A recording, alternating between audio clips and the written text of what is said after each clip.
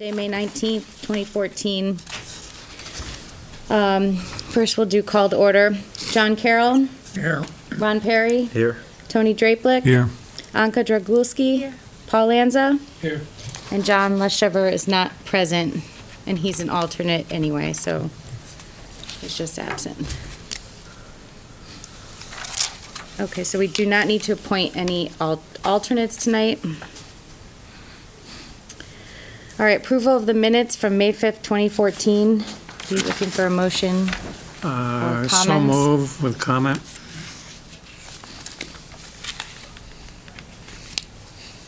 Comment? Well, when we have a second. I'll second that. What's the comment? I hate to flog a dead horse, but I am not the acting chairman. I am the secretary of this board. I think you were at that meeting, John. Pardon? You were the acting chairman at that meeting. So I think the chairman was absent, right? Correct. Well, maybe so. In the past, I think the secretary, when the secretary chairs the meeting, the secretary chairs the meeting as secretary. Again, I don't want to flog a dead horse, but otherwise, I have no other comment. Try to promote you, and we can't even get away with that. Say again? Try to promote you, we can't even get away with that. All right, so all in favor to approve the meeting minutes with one comment that John Carroll is referred to as the secretary, not acting chairman. All in favor? Aye. Aye. Aye. Meeting minutes are approved. All right. First, discussion and possible action, St. Mary's School and Parish Center sign at 946 Hot Meadow Street. Who's here?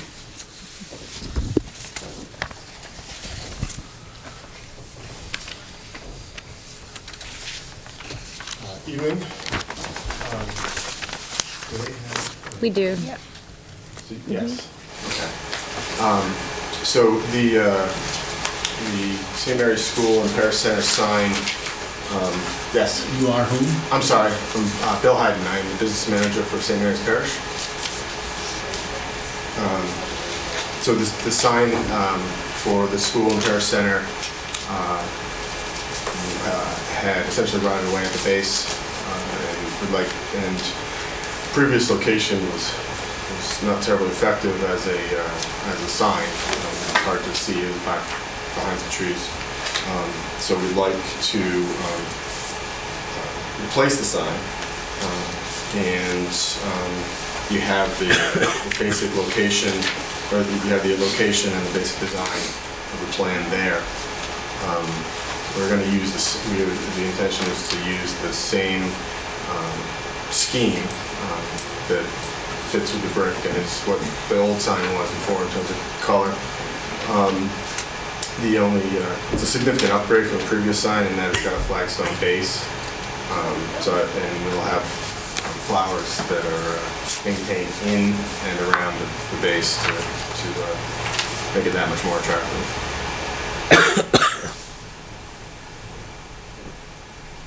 Hey, does anybody have any comments? It's the same size as the old sign? It is the same size as the old sign, roughly. It's a couple inches different. If I'm not mistaken, I think the vegetation or the flowers around the base are going to be what? I'm sorry? I think in our guidelines, if I'm not mistaken, that it's required to have Yeah. vegetation down below. There will be vegetation. You're asking me what the vegetation will be? Yeah. It will be following guidelines.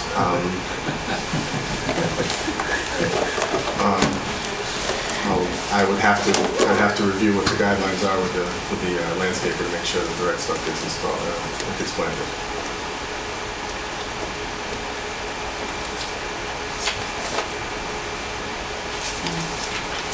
Any other questions, comments? Just a question. The illustration is multicolored at the base. Is that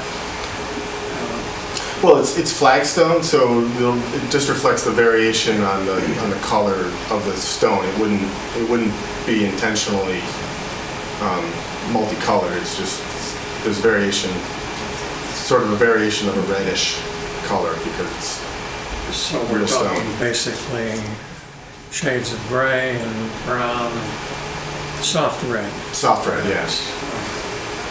I mean, it's natural flagstone, so it would have the natural variation of colors. As far as the landscaping around that base is concerned, there are several around, very close to the church that you can look at and see how it's done. Like a mixture of annuals, evergreen, that kind of thing, so that there's always color something, there. yeah. Otherwise, looks good. I move we accept it. I'll second that. Just a couple quick questions for you, Any lighting on the sign? There's no lighting planned immediately. It's just a budgeting thing, but they could be in the future, I suppose. Is there lighting on the old sign? No. There was lighting on the old sign, but it failed. Oh, okay. So it was done. It wasn't prominent anyway. I'd just like to suggest that when the lighting is proposed, just come back with us. Sure. If the board wants to approve that administratively, that's fine too, but just let us know. Because we prefer down lighting, obviously, based on the regs. Second thing I had too, I just wanted to let you know, this sign looks like it's just a little bit closer to the edge of the road than the existing sign. I just want to make sure that the applicant is aware that anything in the DOT right-of-way needs to get through by DOT. So at some point, you need to check with them just to make sure that they're okay with it. All right? Okay. Okay.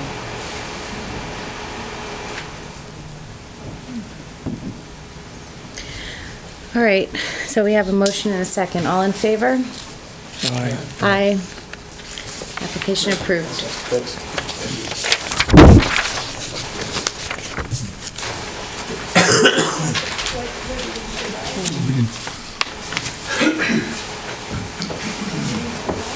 Do you want to, the Hertford Code? Have a little bit of Well, I a like look it. over a few minutes. The motion is. And then I told the I don't know what we approved. applicant that at 6 we start the other, so. Just so that you know, the Hartford did approve the final draft of the code the end of last week, and that's been posted on the town website. So we've had a chance to look at it, that's great. If you haven't, take a look and see what you think of it. If you have any questions, comments, whatever, just let us know. There are 4 graphics that go with that as well. The graphics are on the old version. I couldn't get them to send the graphics with the same new package, but the graphics haven't changed. They're maps that were produced as part of the charrette in Hartford. They're the same as was previously produced. A couple of things about the code. One is it operates in a very similar fashion to the town center code in terms of the way it would actually get processed. The application would be processed in that it would go through the normal review, regulation review process through the apply to the zoning commission, refer to this commission, refer to the planning commission as well for comments, obviously before it went back to zoning. What we're proposing to do at this time is on June 16th is probably scheduled a public hearing for that code. So you'll see it at your next meeting as a part of a formal referral. If you have any things that you'd like to make comments about, just keep in mind that we'd like to get our comments back to the zoning commission by June 16th, and that would work for everybody. Now, that's not to say that the zoning commission has to decide that night, although they may, but they would like to get their comments to them so that the Hartford could move forward with putting the code in place. Second thing I want to mention too is that there are a significant number of different types of development that could take place as part of this code as well. Some of the concepts we talked about during that charrette process was kind of a live, work, play situation where residences could be part of that development. Perhaps there could be some way to traverse the wetlands area through a pedestrian bridge or a suspension bridge, something across the wetlands, and then over to the property that currently houses the Hartford building. That could be a existing building could stay, although that's really up to whoever buys it. The building could be removed and other buildings could be put in its place. So there's a variety of different types of things that could take place on that site as well. Again, all in conformance with the code that's being proposed.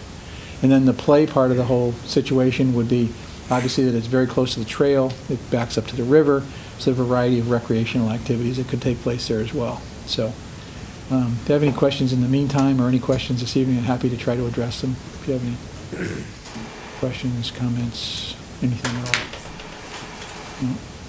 Okay. Has anyone shown any interest in the, I've talked to probably 10 or 15 people that have called to ask for information. No one has come in with a check yet, nor would I expect them to. Yeah. But I think that a number of people that have come in have expressed interest in a variety of things. And they, real?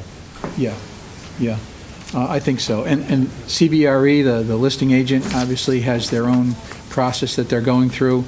I think that, as I understand it, and the times that I've talked to CBRE, they've indicated to me that they have talked to a number of people that are very anxious to see the code put in place so that they know what they can do with it. I think, as some of you know, there is a lot of flexibility with regard to the code, but there's also a lot of prescriptive items in there, so townspeople would know what could happen there in terms of how the property would be laid out, what could be developed there in the future. So, anyway, that's what's currently there. So I do think that there's some interest. Whether that's going to happen immediately or not, I don't know. I think we still have about a year before the Hartford will decide what they actually do with it. So that'll hopefully move the process forward fairly quickly. Are there any significant changes from the presentation at the library? I don't know that they're significant, John. I think that what the Hartford had their consultants do was go back through the code to make it, as far as they were concerned, more user-friendly. One of the things that their consultant said to me was they weren't really sure how many people were familiar with how form-based codes work. My opinion, frankly, is that if someone's going to spend X million dollars for a piece of property, they're going to understand how the zoning works. But we went ahead and we made the changes that they asked us to make. We really don't have any problem. It didn't change the intent of it at all. It made sure that the code was essentially still the same as everybody had seen at the library. Gateway will be back at that meeting on June 16th to talk to the zoning commission and explain to not only the zoning commission, but all the commissions are going to get an invitation, as well as the public, to that meeting to hear about the code and hear its presentation from the consultant. So that'll all take place in that. Probably we'll do it at the library because there's a bit more room there. So all the commissions could fit in there, and as many public as are interested in it as well. But there haven't been any substantial changes to the way it came out of the original press, John. So, obviously, we're all anxious to see it move forward, and hopefully something good would happen there. Number one, to replace the loss, or at least the perceived loss, into the grand list. There are a number of other things that are going on in town at the same time. Some of the other developments that have been approved are moving forward. Some of the development on West Street obviously is moving forward. The development on Carson's Way, the recent PAD on Powder Forest Drive with an assisted living facility that's moving forward. We'll probably see that planned sometime this summer. Some of the other development, the special needs housing at Dorset Crossing is moving forward at the present time as well as some of the apartments that are proposed up there at Dorset Crossing. So a number of other things going on. So I think if you look at the whole grand list in balance, they're really, we've added a lot to the grand list at the same time. Would it be nice to keep that $1.8 million, coming to the tax collector and the assessor at the same time? Sure, absolutely, no question. So are any of these new ones actually shovel-ready, or are they still the new ones, various plans? The ones I just mentioned are ready, all ready to there's go. holes in the ground. Right, they are. And so there's a significant amount of, the PAD, for example, on Powder Forest Drive had 3 parts to it, you may recall. It had a commercial component in the front. Still will leave that nice green lawn in the front along Hop Meadow, but just behind that was a small commercial complex, business and offices. Behind that was about 200,000 square feet of assisted living facility. And that's started. It has not started yet. We're waiting for the final plan on that, and you'll see that before it goes forward. All that you've approved so far on that one is the concept of that particular building. You remember, it was like pulling teeth to kind of get them to come in with some sort of at least an idea, kind of a template of what they wanted to show us. For some reason, they were a little uncertain about the whole process and how it would work, and whether the PAD was the way to go, or whether that should be left zoned the way it was. Ultimately, what they decided to do was to come in under the PAD along with the property that was essentially an extension of that Carson Way, that residential development. So their commercial, an assisted living facility or senior living facility, and the residential facility as well. So those three made up that PAD. The commercial... Is the residential, which is across the street from the... That's right. Is that connected to Carson Way anyway? Well, the owners of the property are the same. Oh, but the roadway is not. That's right. Okay. Right. Okay. Is there anything further on that Webster Bank, the old Webster Bank building? Interesting. I think you saw that initial presentation Yeah. from them. They're trying to make it pencil out. And so I think what that means is that we'll probably, I think initially they came with like 10 or 11 units, sort of circled around that building in the back. They want to preserve the building and preserve that front lawn. I would not be surprised if we saw a few more units as part of that when they come back. I think that's what they're telling me, is that they need to make the numbers work in order to make anything happen there. One of the interesting things that might be of interest to people is that the state has certain requirements with regard to historic tax credits and the way those things work for historic buildings. And if the buildings don't qualify, what that does is it puts them in danger of being demolished. And I don't think anybody wants to see that building demolished. But the developers are trying to work with the state and a number of other agencies, as well as their own internal financing and lending institutions, to try to make sure that they can make that work as well. And so that's the struggle that they're going through right now. So I wouldn't be surprised if we see it again with a few more units behind it. I still think that they're very keenly aware of the fact that the design has to be a high level of architectural design for that building, not only because of the fact that they want to market it well, but it's going to have a very prominent location at the bottom of the town center. So we haven't seen that back yet, but as soon as we do see that back, you'll see that. And they're surrounded by Ensign Bickford Lane, right? They can't expand and back Yeah, east on or the south there. south it drops off significantly. Yeah, that's right. And obviously Drake Hill on the north side. That's right. So it's a constrained site. There's no question about that. There's a number of things that they were trying to take into account and then trying to make it work financially. Certainly, if money were no object, they could probably do something pretty quickly, pretty easily. But I think it obviously all has to pay for itself. So. Finally, Big Y, are they ever going to do anything? Yeah. My understanding is it's still alive, that they're planning on starting sometime this summer. Okay. They're trying to work out the final details of the easement agreement with the skating center, which I understand is, again, very close to being worked out. And once that's worked out, there's no reason now, for example, they could come in now and get their building permits, as far as we're concerned. They're ready to go forward.